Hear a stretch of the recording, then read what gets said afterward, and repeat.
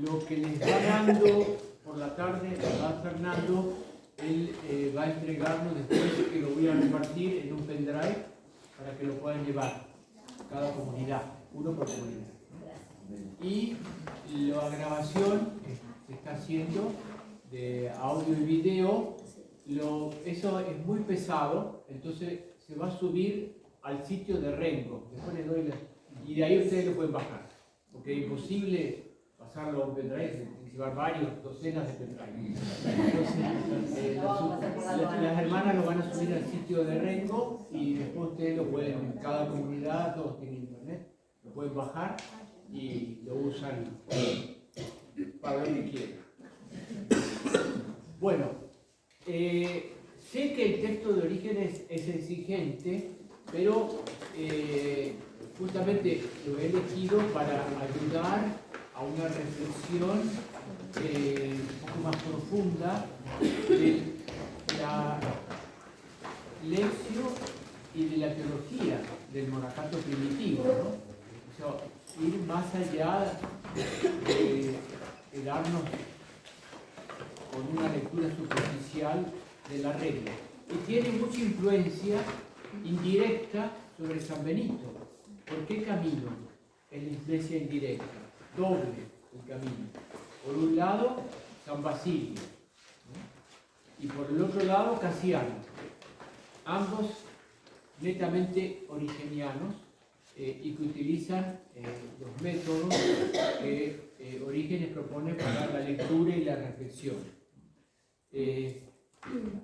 Uno de vuestros monjes trapenses, el padre Guillón, que lo conocen, un apellido impronunciable, él hizo una tesis doctoral muy valiosa sobre el uso de la escritura por Juan Casiano, uno de los hermanos que no quiere, por Juan Casiano.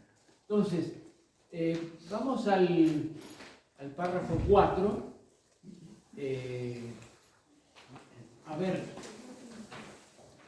yo parto para ayudarles de un tema. Él dice, ¿no?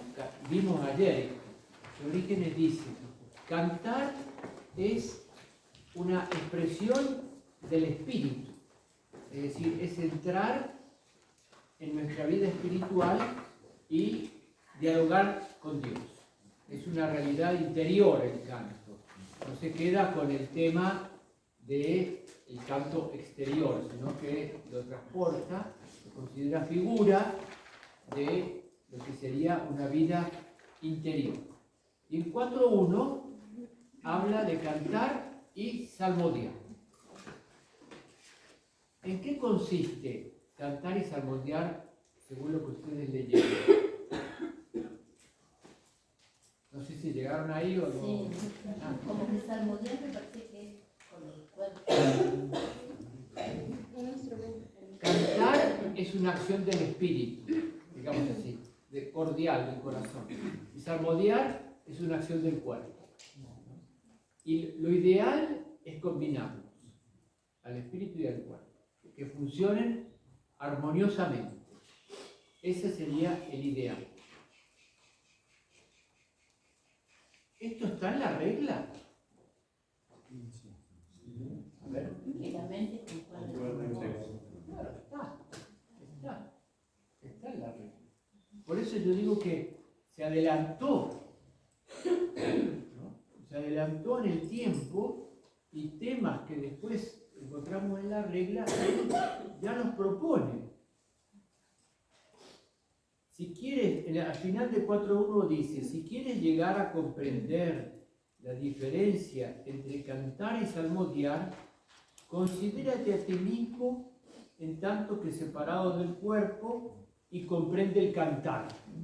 Cantar es una acción del espíritu, ¿no? Lo puedo hacer sin el cuerpo. Considera también tu cuerpo, porque sabes que resucitará. Orígenes nunca habló o desvalorizó, habló contra el cuerpo o lo desvalorizó, pues sabe que resucitará y mira el salmodiar. Y en el 4.3 dice, es posible servirse de la cuerda del vientre armónicamente cuando comemos y bebemos para gloria de Dios. Y asimismo es posible servirse de esta cuerda de modo discordante, cuando por nuestra gula hacemos cosas tales que se diga sobre nosotros, su Dios es el viernes. Esto que está diciendo acá es lo que la espiritualidad de los monjes de Gaza va a decir, va a presentar como, que a veces hay que entenderla bien, el retorno al estado paradisíaco, que es uno de los grandes temas del monacato que está también, digamos, implícito en la regla. ¿Qué es el retorno al estado paradisíaco? No es que nosotros vamos a volver a como eran Adán y Eva, es vivir en armonía con Dios y con la creación, ¿no? ¿Hay ejemplos en el monacato de esto? ¿Dónde? A ver. San Antonio.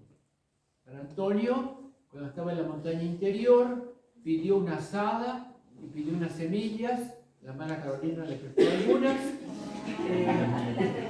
Se la regaló. Y él plantó una huerta y al poco tiempo salió y vio que los animales le estaban haciendo destrozos. Entonces buscó un bastón y dijo, miren, o nos ponemos de acuerdo o los agarro a bastonazos. Cada uno en su sitio. Ustedes me respetan la huerta, yo no los toco a ustedes. Y funcionó. Y hay varios ejemplos, más de uno, de monjes que le sacaban las espinas a un león, caso de Jerónimo, que aparece mucho en los cuadros, ¿no? ¿Cómo? Serafín de Sarós, también Zósima, un monje de la espiritualidad de la escuela de Gaza, compañero maestro de Doroteo, que acabo de publicar en cuadernos. Entonces, hay varios casos que muestran cómo este retorno al estado paradisíaco era volver a vivir conforme a lo que Dios quiso de nosotros. Es decir, que yo coma para subsistir, no para que mi Dios se... ¿Cuáles son las tres pulsiones que son buenas, que Dios puso en el hombre? Dijimos dos, claramente, ¿no? Comer y la conservación de la especie. ¿Y la tercera? La ira. La ira. La ira es buena también. Siempre que no agarre el golpe a los hermanos. La ira es buena cuando me enojo contra el demonio. Y es muy útil. Lo usaban. Si uno está muy enojado, es bueno ir a tirar piedras o agarrar a patadas a alguna cosa que no sea ser humano, ni animalitos. La ira purifica, es una pulsión que cuando se usa bien, salva, me aparta, me da rabia este maligno, ¿no? Que me está molestando. Entonces, dice, usar armoniosamente. Ustedes mismos completarán aquello que sigue, para quienes han recibido indicaciones de cuanto precede, es decoroso callar las expresiones sobre lo que sigue. El apóstol ordena, hagan todas las cosas en nombre de Jesús.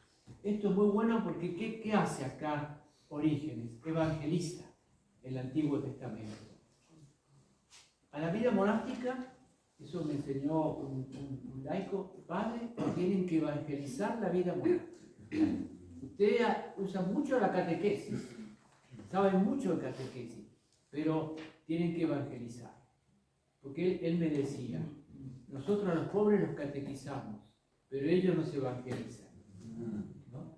Entonces yo pensé, y realmente sucede esto, nosotros sabemos muchas cosas sobre la vida monástica, pero poco de Jesús. Entonces la vida monástica hay que evangelizarla permanentemente, porque tendemos, como casi naturalmente, a sacarla de Jesús. Justo, ¿saben cuál es? Bueno, ahí viene a cuento. ¿Cuál es el ejemplo más notable de una evangelización de la vida monástica? Basilio. Basilio visitaba lo que llamamos regla, se llama cuestiones. Él visitaba las comunidades monásticas y le preguntaba, Y Basilio hacía esto porque notaba ciertas desviaciones en las comunidades monásticas.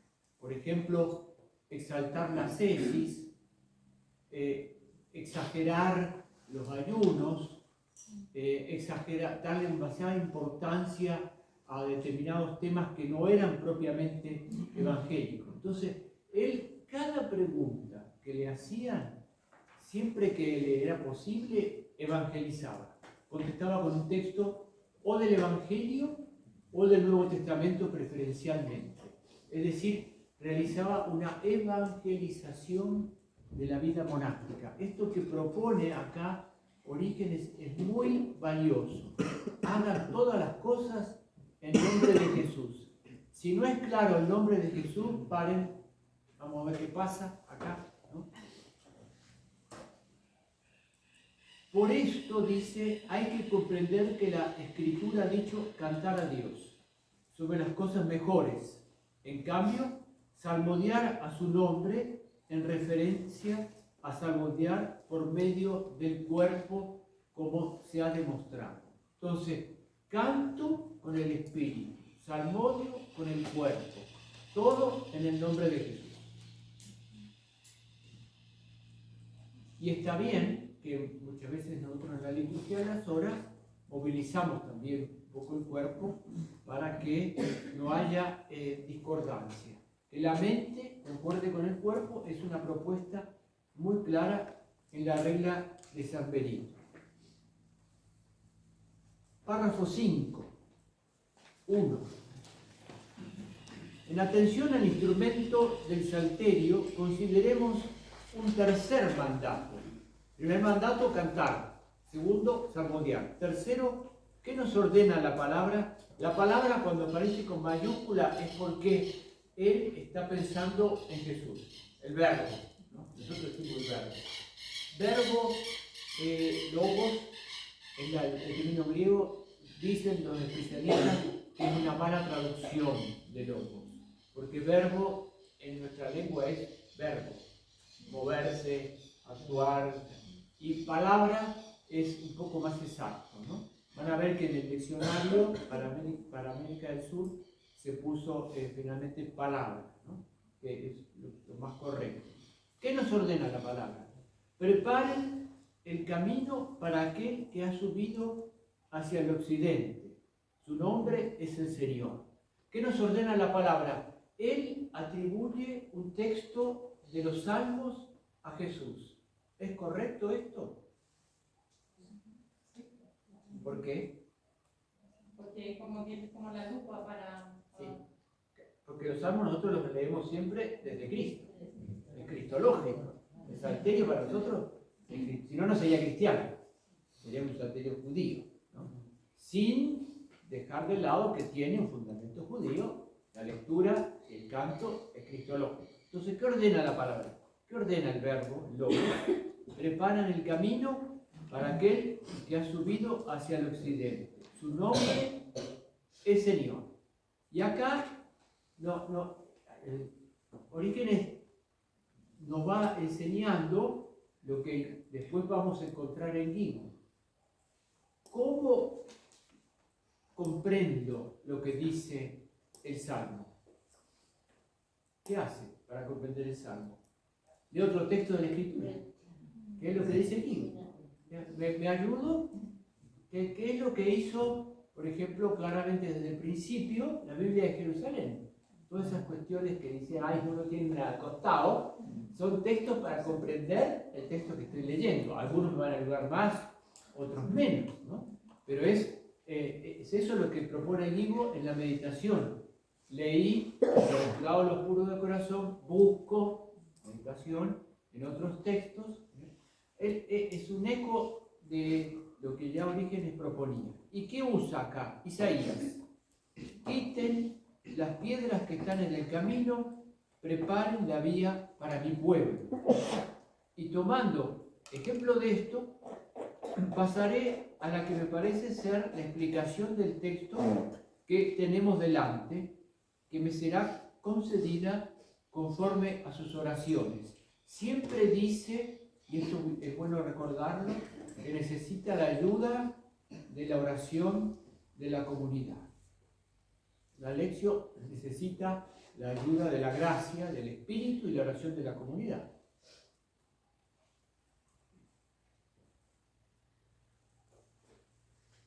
Y en el 5.2 dice, esto se ha dicho para que partiendo de lo sensible se comprenda cómo el que enseña al pueblo quite las piedras del camino, siempre que elimina todo lo que parecía un tropiezo a causa de la circunspección y oscuridad de la Escritura y presenta a los oyentes la recta doctrina, quita las piedras del camino. Y cuantas veces refuta interpretaciones contrarias que surgen de la letra, con claridad hace plana la Escritura, porque la Escritura toda es un camino que conduce a la salvación. Entonces cumple el mandato. Quiten las piedras del camino y preparen la vía para mi pueblo. Pero explicar ahora qué es la piedra de tropiezo nos llevaría a una digresión. O sea, él no va a entrar en qué es una piedra de tropiezo, ¿no?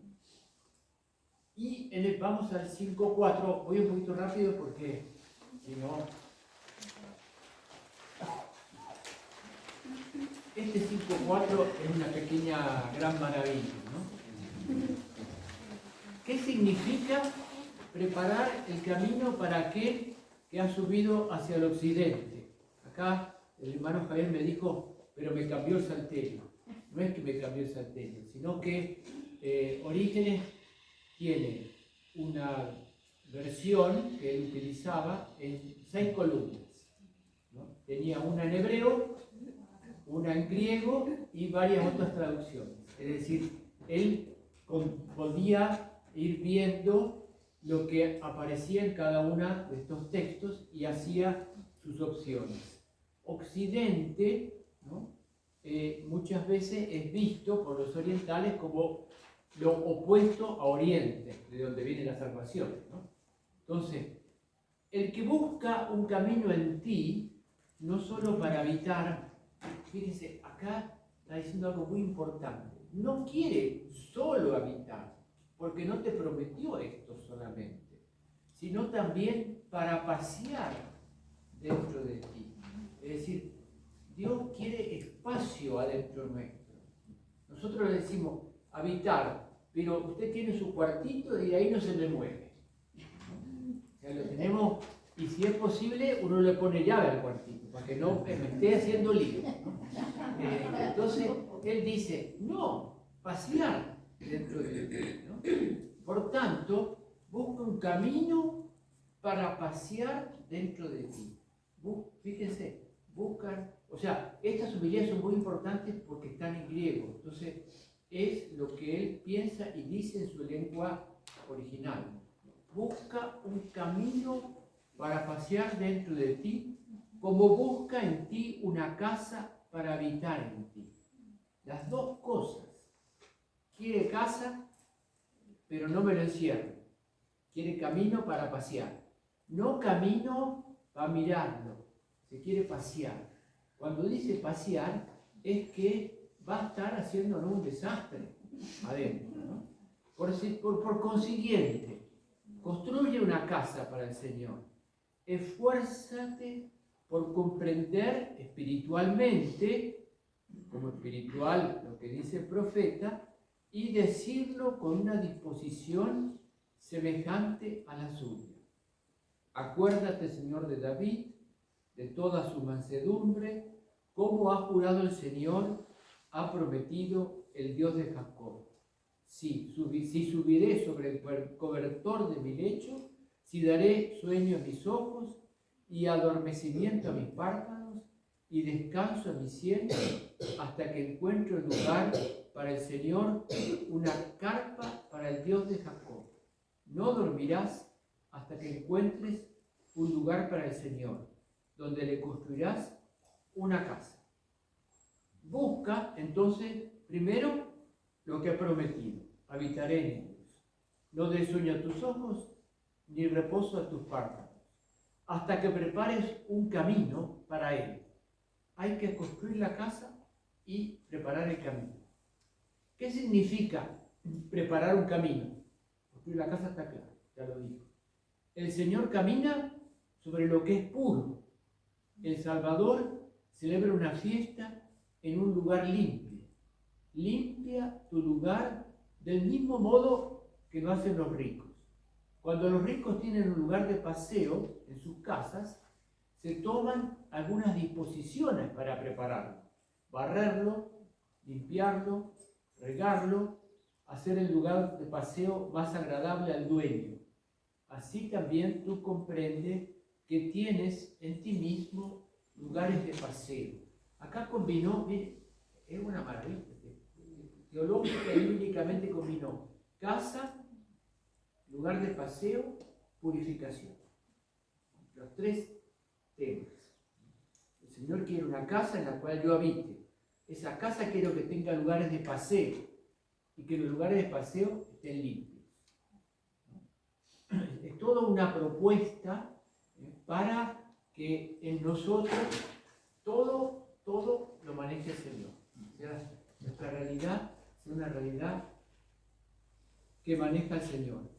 Ahora, le va a dar más todavía valor el 5.5 a esto. Dice, si quieres escuchar lo que dice la Escritura sobre estos lugares de paseo, oye a Salomón, que dice, no se emborrachen con vino, sino conversen unos con otros y platiquen en los lugares de paseo. En consecuencia, considerando la naturaleza de estos lugares de paseo, que han sido construidos para que Dios pasee en ellos, comprende que si están llenos de mucha suciedad por causa de la maldad, con muchas piedras de tropiezo, con mucho hedor de los pecados, porque se han apestado y se han podrido en mis llagas, lo cual se dice sobre la naturaleza de los pecados. Por tanto, viendo los lugares de paseo llenos del hedor de los pecados y de piedras de tropiezo, comprendiendo lo que se ha dicho aquí, preparen el camino para aquel que ha subido hacia el occidente, prepara tu camino para Dios. Y acá viene justamente, con mucha claridad, lo que después algunos autores van a llamar la vida práctica. Lo que propone la regla es limpiar el lugar de paseo. Uno entra al monasterio ya con el deseo de que Dios habite en mí. Pero todavía falta el trabajo de limpieza. Hay que limpiar el lugar de paseo para que Dios pueda no solamente habitar, sino también pasearse. 5.6. Dios, en efecto, busca pasear en ti. Observa y procura un lugar, no lo encuentra. Muchas veces ve espinas, no quiere caminar sobre espinas. Cuando ve que los placeres te tienen en su poder y observa que eres atraído por las riquezas del mundo. Cuando ve en ti las preocupaciones y observa las espinas en tus lugares de paseo, busca otros sitios de paseo más limpios y te abandona. Dios no puede caminar en esos lugares de paseo. Las espinas son las preocupaciones, los placeres, las riquezas, según la interpretación que da Lucas en la parábola sobre el sembrador. Ahí tenemos con mucha claridad expresado de qué manera, ya mucho tiempo antes de la espiritualidad monástica, Orígenes propone todo un recorrido de vida espiritual, ¿no? A partir de la Escritura, claramente, ¿no? Un recorrido que comienza por ofrecer al Señor un lugar para que Él habite y procurarle lugares de paseo. Tal vez a nosotros nos parezca raro, ¿no? Pero hay que pensarlo esto de los lugares de paseo. ¿Por qué digo que hay que pensarlo? ¿Cuál es una de las características porque acá entra de vuelta lo que yo decía, los pobres evangelizan? ¿Cuál es una de las características fuertes de nuestra religiosidad popular? La peregrinación. Bueno, mañana vamos a hacer algo. Las peregrinaciones. Las peregrinaciones. Peregrinar ayuda a comprender y a preparar la peregrinación interior. Uno de los grandes hitos que ha producido, que produjo un cambio en muchos aspectos fue esta peregrinación por toda América Latina, ¿no? Los santuarios marianos, todos nuestros santuarios marianos, se caracterizan por las peregrinaciones, ¿no? Sobre todo el gran santuario mariano que es Guadalupe, ¿no? Guadalupe en el año 2019, antes de la pandemia, el 12 de diciembre, en un día, pasaron 1.200.000 personas por el santuario, en un día. Si uno va los sábados a la basílica, está lleno de jóvenes, mujeres, que están con sus vestidos largos, de colores espectaculares, que son las quinceañeras, ¿no? Que van primero a confesarse, después participan de una misa, que es individual, en toda los que conocen toda la capilla, y después viene la fiesta, después viene la parte pagana, ¿no? Entonces, pero ellos primero le dan el paso a María. Entonces, esto de recuperar la importancia de la peregrinación, de la oración caminando, que es muy sano, rosario caminando, etc. Cada uno vea cómo. Pero la peregrinación es una ayuda para la vida espiritual que acá la propone con mucha claridad, ¿no? Dios quiere un lugar y quiere que sea un lugar limpio para pasearse. Santo Eureto também habla nesse meio aqui. Sí, exactamente. Vamos a ir voy a saltear un poquitito porque es larga esta homilía, ¿no?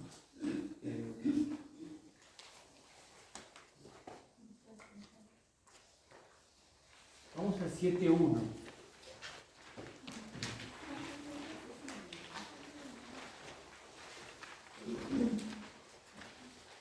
Ahí habla de lo que decía antes, Occidente-Oriente, ¿no? Dice, el Señor al inicio sube hacia el occidente. Escucha lo que está escrito. Sobre occidente. Y que subió sobre él. Que se ponga para ti todo lo que antes considerabas una fuente de luz en ti y que glorificabas y admirabas. Que se ponga la avaricia, que se ponga la enseñanza contraria a la verdad, que se ponga la fornicación, que considerabas por causa del placer, una acción útil y buena para que el Señor suba sobre ti, que has hecho poner lo que era contrario y le has preparado un camino, y venga no solamente a habitar en ti, sino también a pasear en ti. Que se ponga, porque el occidente es sinónimo de ¿qué? En Oriente, de atardecer, ¿no? Entonces, que se ponga, que atardezca, ¿no? Todo lo que impide que el Oriente resplandezca, ¿no? Aplastar todo con el Señor, todo lo que impide.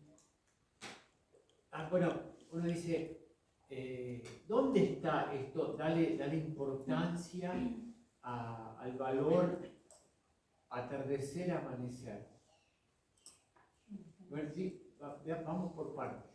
No vamos a ver los capítulos 8 al 18, pero si a un monje le pregunta, ¿cuál es la oración por excelencia suya?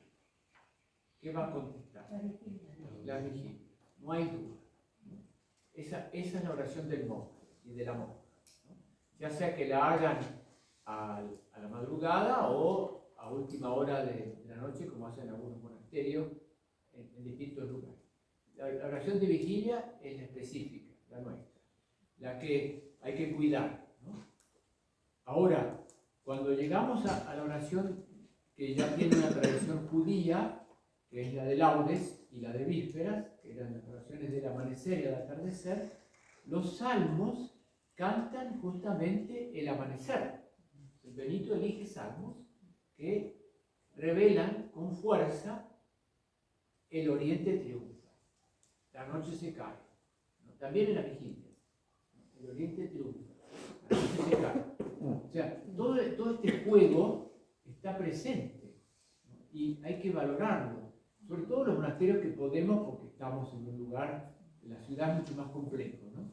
Pero en los lugares que tenemos esta posibilidad, valorar la salida del sol, ¿no? Todo lo que tiene que ver, que es para nosotros el triunfo sobre el mal y la nueva vida.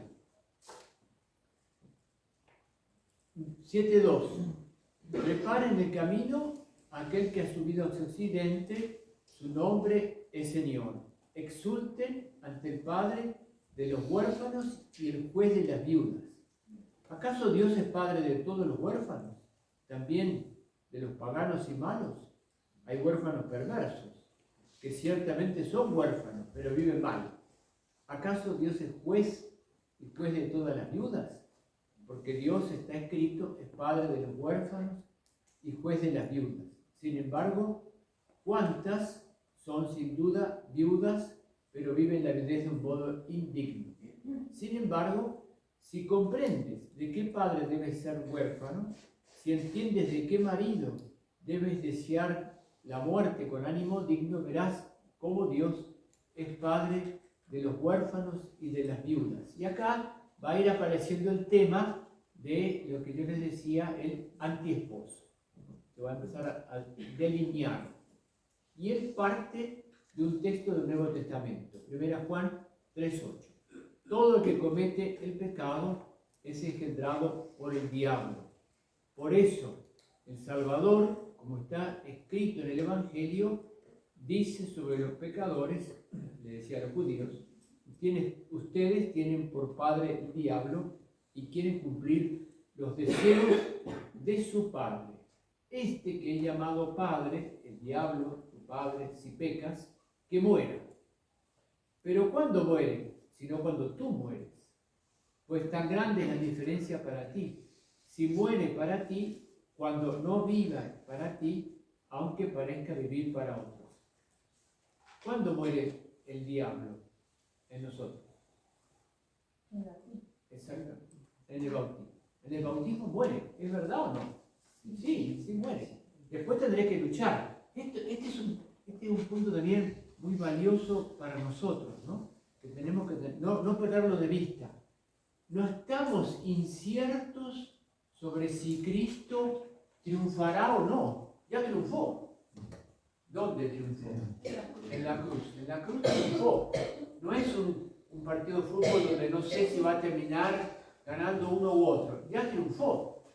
En la cruz triunfó porque optó por hacer lo que el Padre quería, lo que el Padre le proponía, y entonces venció.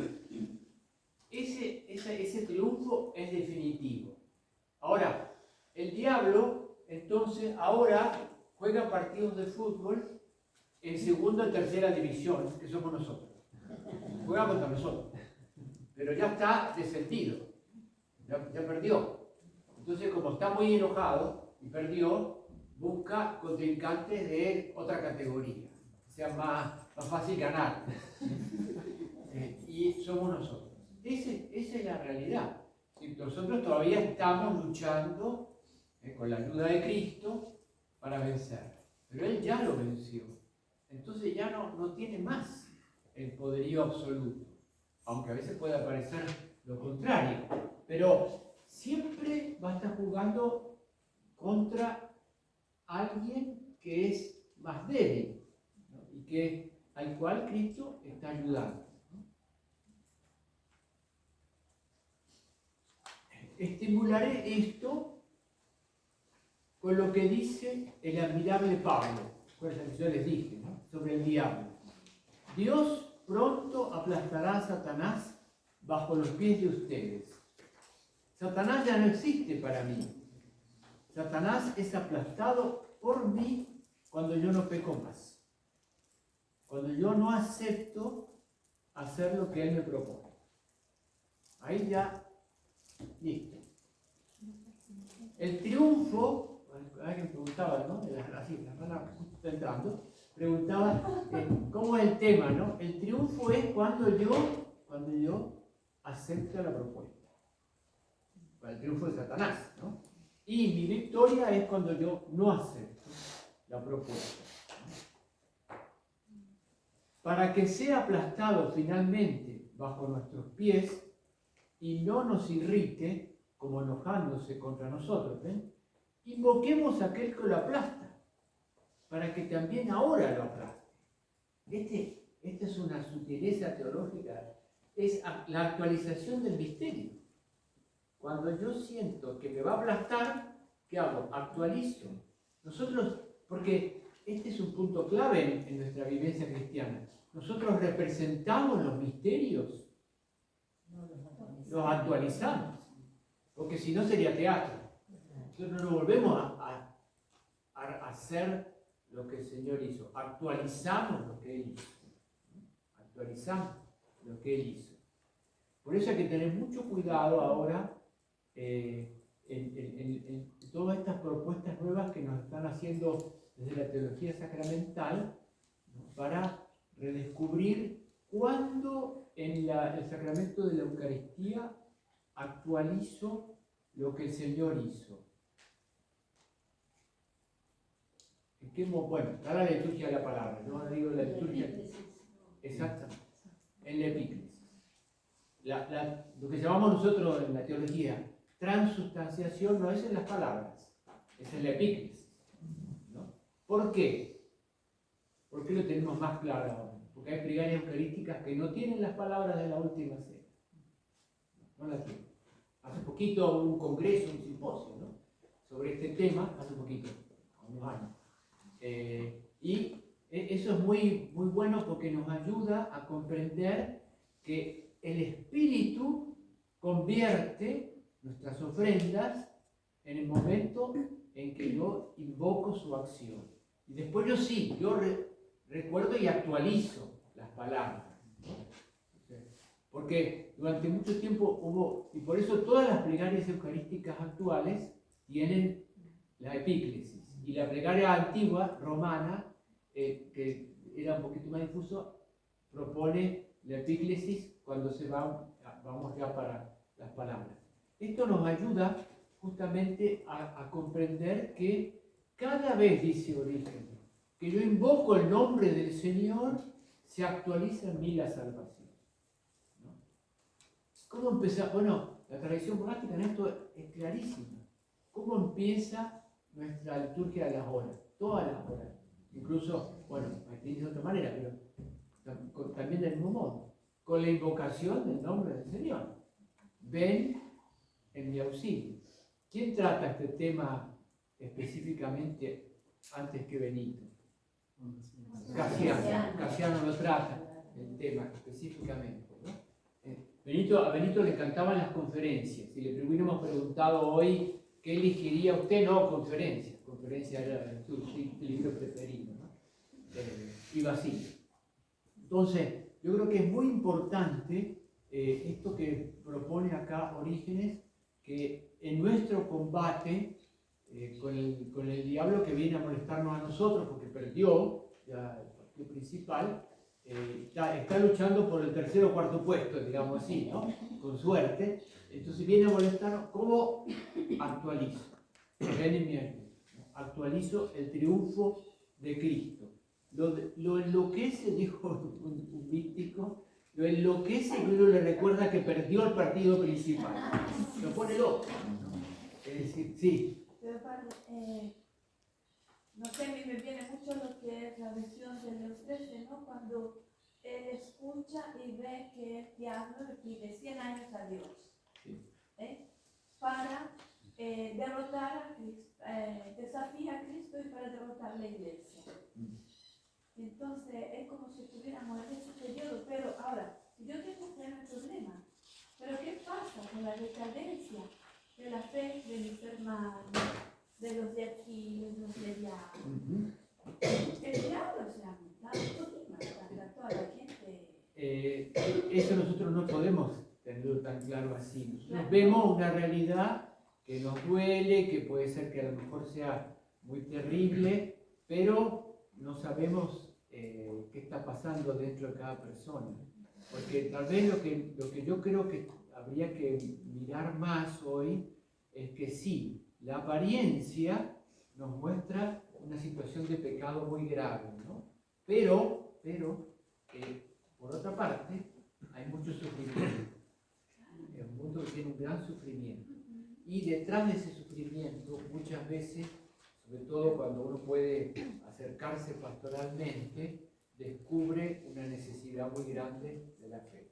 Entonces, es un juicio que hay que andar con cuidado, ¿no? Sí, uno puede pensar, está ganando muchos partidos de segunda y tercera, pero siempre sigue siendo partido de segunda y tercera. Es como Entonces, si quisiera demostrar eso, ¿no? Porque le encanta aparecer, o sea. claro, eso está claro. Hay una realidad que nosotros pues tenemos que aceptar que no es buena, pero hay una realidad también de triunfo que no podemos medirla, nos faltan elementos para medirla, ¿no? Porque además uno no puede, o sea, ¿qué es lo único que el Señor fuertemente nos quitó? No pueden juzgar, ustedes no pueden decidir quién se salva y quién no se salva. No pueden hacerlo. Eso está prohibido. ¿No? Porque si no me salvaría yo y uno más. Estaría clarísimo, ¿no? Estaría todo el mundo condenado. Si fuera por nosotros, entonces yo creo que ahí hay un misterio de fe muy profundo y por eso es tan importante la actualización en el sacramento y en la liturgia de las horas y en la lección individual y comunitaria de la salvación. Y por eso mismo la vida del monje, que el monje no es el que vino, yo me quiero salvar. Nosotros venimos y Dios nos da en el corazón ese deseo de que todos los hombres se salven. Entonces, en cada actualización del misterio que nosotros hacemos, vamos cargados con toda la humanidad. Entonces, eso es. Está muy claro que se dice así.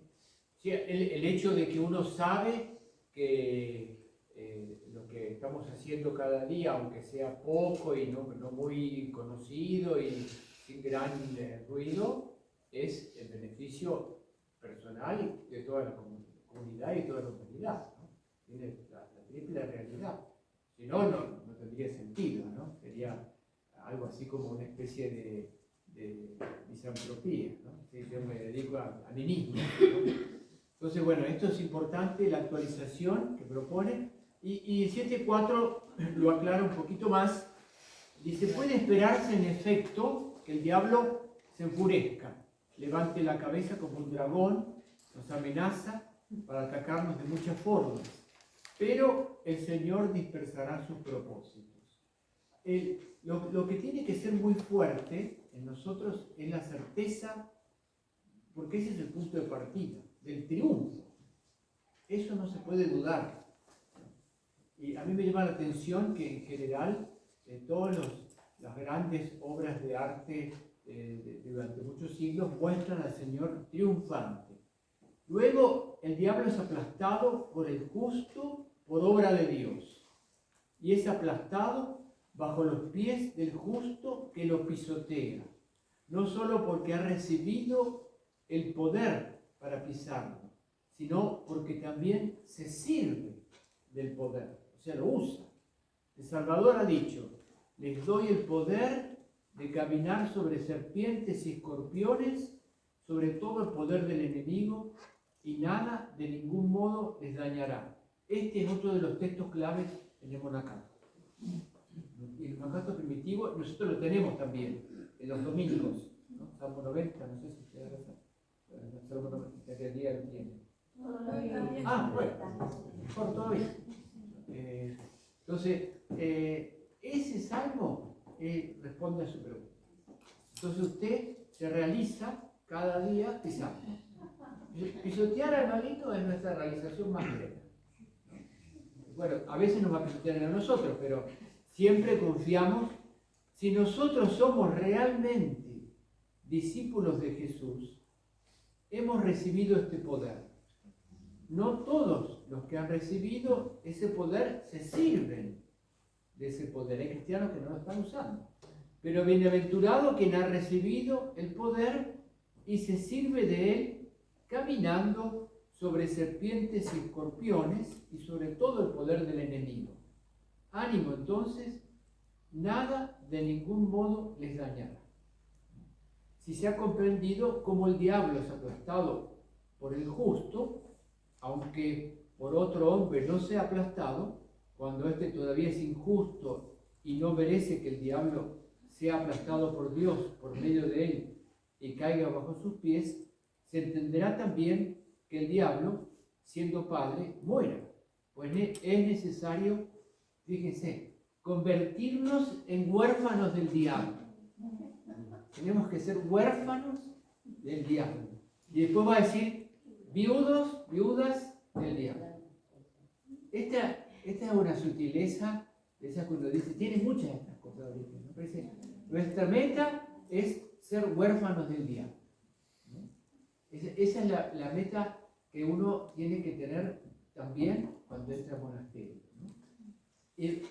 Miren cómo jugó con lo que él le transmite a la gente. Yo quiero que en ustedes haya casa y paseo para Dios. Pero quiero también, para ustedes, para la gente, que pisen al diablo. De modo que no tengan ni casa y mucho menos paseo, ¿no? Y además que sean huérfanos del diablo, ¿no? O sea, que nunca el diablo sea nuestro padre, ¿no? Que sean huérfanos. Es una expresión que no aparece mucho en los textos, es muy notable, ¿no? Sale de los esquemas. Era muy creativo cuando, porque estas homilías son para la gente, las tenían en el marco de la liturgia de la palabra, ¿no? La gente no tenía Eucaristía diaria, aunque había mucha más veneración de la Eucaristía de lo que pensábamos. Había muchos monjes que tenían el Santísimo en sus celdas, ¿no?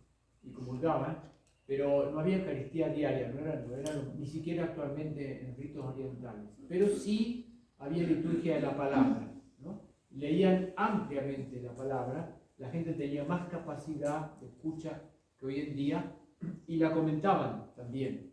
Y Orígenes solo al final de sus días permitió que le tomaran nota de las homilías, ¿no?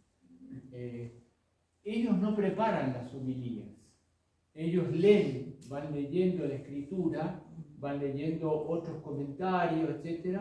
Y al momento no es que improvisen, sino que siguen el orden que ellos habían aprendido en las escuelas de gramática, de retórica. Entonces tenían ya una formación. Como yo les dije, no escribían, ¿no? No sé, esto me crea un problema a mí, porque hoy dicen, ¿no?, que si uno no escribe, una parte del cerebro no le funciona. Yo creo que hay un poco, bueno, que si uno escribe solo en la computadora, una parte del cerebro se le detiene, ¿no? No sé, bueno, en todo caso, ellos no escribían porque dictaban. Entonces, él le va dando a la gente los elementos que la gente necesita para profundizar en la escritura.